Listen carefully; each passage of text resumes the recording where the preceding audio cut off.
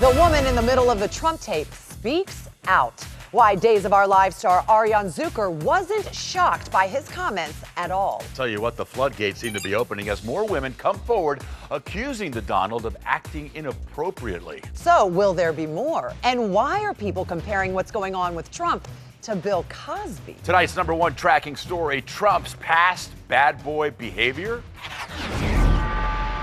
It feels very surreal to be in it. I'm not quite sure if I believe it yet. I better use some Tic Tacs just in case I start kissing her. They are offensive comments for women, period. How about a little hug for the Donald? He just got off the bus. Like a little Okay, hug, absolutely. What about the role of Billy Bush? Some people believe that he egged it on. What's your reaction? Who knows what he needed to do in the relationship? Because when he came off the bus, along with Mr. Trump, I had no feeling but professional. That's it.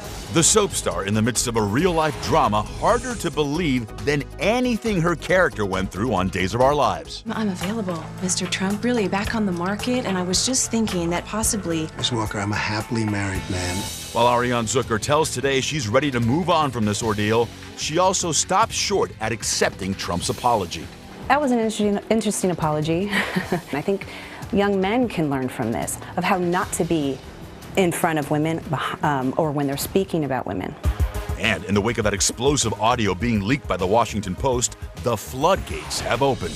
It was a real shock when all of a sudden his hands were all over me. Jessica Leeds alleged to the New York Times she was victimized 30 years ago when randomly seated next to Trump in first class. So when he started putting his hand up my skirt, I was out of there. Former People reporter Natasha Stoynoff alleges Trump forced a kiss on her in 2005 while reporting on his first wedding anniversary with Melania. Today, Trump vehemently denies both those allegations. These claims are all fabricated. They're pure fiction and they're outright lies. I think the definition for sexual assault has really changed. Now, if somebody is giving you sexually unwanted attention, that can be considered sexual assault. So what we consider it today, it may not have been considered legally or even psychologically 20 years ago.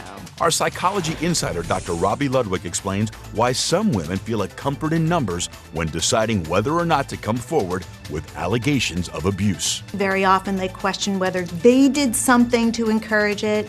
So hearing other women tell their story, they almost become a support group for one another. And it helps them to feel less ashamed, less blamed. She says we saw a phenomenon like that with Bill Cosby, though the allegations against Cosby are far worse. And I would appreciate it if it was scuttled. In both of these cases with Bill Cosby and Donald Trump, some women are saying that they got unwanted sexual attention and that it felt uncomfortable.